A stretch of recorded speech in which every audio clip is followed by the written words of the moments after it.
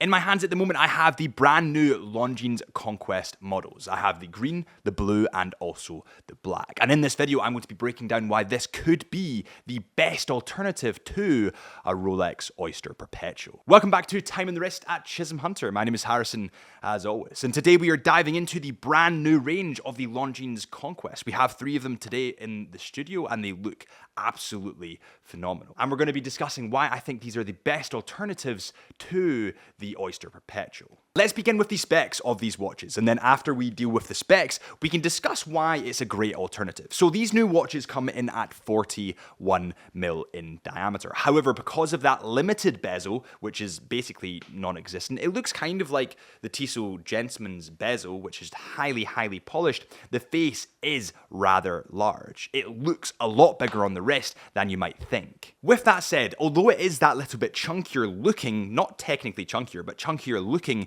it does come in pretty thin. It comes in at 10.9mm, and this makes this watch, to me, look a lot more dressy than you might think. We did a video well, it wasn't recently anymore, but it was about whether this watch was more dress or more outdoorsy, more dive watchy. And I would say that this is now totally converted to a dress watch. Moving on to the case and also the bracelet of this model, and this is kind of where you see more of that dress watch feel kind of cracking through the seams. It's coming through a lot more in their range, and interestingly enough, I think Longines have tried to separate their diving range from their dressy range a lot more than it originally was.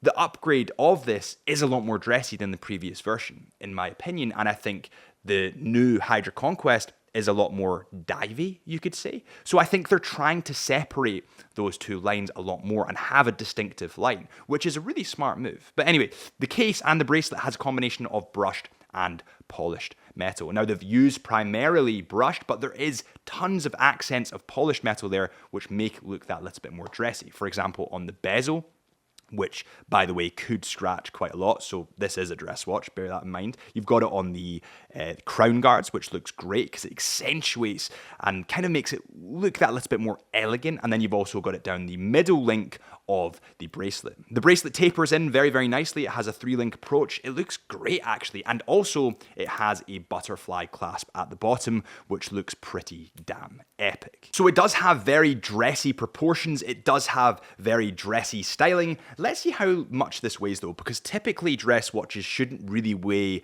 as much as diving watches. We recently did the Longines Hydra Conquest GMT, the new one, and that came in at 180 grams. So let's see. And I'm right. God, I love it when I'm right. 135 grams. This watch has a screw-down crown, which allows it a water resistance of 100 meters. Again, feeding into that dressy category, because 100 meters is not really a diving watch at all. You probably wouldn't even take this in the sea with you. And also, on the glass of this watch, it has anti-reflective coating, several layers on both the underbelly and also on top. This gives really good visibility of this watch, and actually, in the studio, when we were filming this watch, it looks absolutely incredible to film. Now, yes, pros and cons, it could scratch a little bit more depending on what you do with it. It probably won't unless you hit it off a brick, but bear that in mind. Guys, I wanted to show you something really quick before we keep moving on with this review, because you guys are my lovely watch community and I kind of need your advice for something. We are getting our very own Chisholm Hunter spring bar toolkit, and can you zoom in this, Drew? It will kind of look like this. One of them has the Chisholm Hunter logo, and the other one has, I'll show you in a second, the other one has kind of like a CH logo. Now, I'm wondering what you guys think. I'm wondering which one you guys prefer, because to be honest, I'm kind of, I don't know. I could go either way. I like CH, I like Chisholm Hunter, but I want your guys' advice, because essentially, you guys will probably influence my decision. Moving on to the dial detail on this watch, and this is where it gets really cool to me, and actually really quite affordable for what this watch is. It genuinely is. When you look through the ages at vintage watches, typically what you'll find is they have a leather strap and they have a bloody big face. And it's very clean. There's no bezel. It is a big face. It might be a smaller watch, but it remains a big face. And that kind of dressy style is what I see in this watch, although a modernized kind of version. It has that big face, and if you were to put a leather strap on this, I think it would look a lot more vintage. But anyways, I am totally rambling. At the moment, we have the green dial, so this is absolutely incredible. It's probably my favorite out of the bunch. We also have the black and the blue, but bear in mind that you do have an option of a kind of silvery white, which I've not seen in the flesh yet, but it looks pretty cool. I'm a sucker for white dials, you know me. And there's also this kind of like brownie color. It's kind of brownie orange. Not for me. The thing that I like about this dial, apart from the sun ray texture running through it, apart from the colors, apart from the 6 o'clock date window, is the symmetry.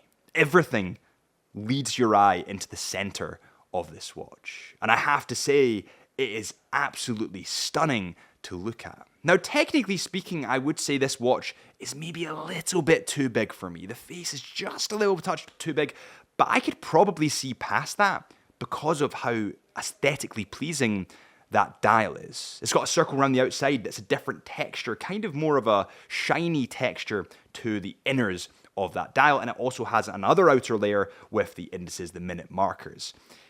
It's just a really well laid out dial, kind of going down that minimalistic route. Both the hands and the indices are polished. Now, on the darker dials, this stands out beautifully. It is very, very readable, partially because it's a bigger face. With that said, where I would maybe worry about the readability is in the silver dial variant. Now, I haven't seen this, so I'd like your guys' feedback in the comments, but that's maybe what I would worry about. The Longines logo is at the 12 o'clock mark, and it looks pretty striking and symmetrical on that dial, and then above the date window at the 6 o'clock mark, you have Conquest and automatic, because this is a fully automatic watch. Now, something that I love about this, and I have a pet peeve about in watches that doesn't have this or don't have this, is closed case backs. This has an open case back, revealing the movement. And that's partially why I love Longines. They have nothing to hide. They are showing you exactly what is in the beating heart of your watch and showing you the engine and mechanics behind it. And that's partially why I fell in love with watches in the first place. I hate it when brands close their case backs. I don't see the point in it. But anyway, let's talk about the movement. Before we move on to that movement, remember that Chisholm Hunter are authorized retailers for Longines watches. If you want to get this version, or even just look at this version, head to chisholmhunter.co.uk. That's chisholmhunter.co.uk. The movement seen through the open caseback of this watch is the L888 caliber. This has a power reserve of 72 hours and beats at a frequency of 25,200 VPH. Of course, this is fully automatic, and I just love the way that you can see it through the caseback. Now these models, these Conquest models that come in at 41mm, they actually come in at £1,850. And here's where the debate comes in about the Rolex Oyster Perpetual. The Oyster Perpetual, the 41mm Oyster Perpetual, comes in at roughly £5,400. But as you guys know, there's been tons of movement with Rolex buying Bucheron and all that kind of stuff. The odds of you getting one new are pretty damn slim. On the secondary market, they can be maybe 7, 8, 6 grand, depending on where you get them on box and papers. And this does the job without breaking the bank. You also don't need to wait 6 months to a year until you get a new one or buy it pre-owned for a marked up price. I do think this is a brilliant alternative to said Rolex.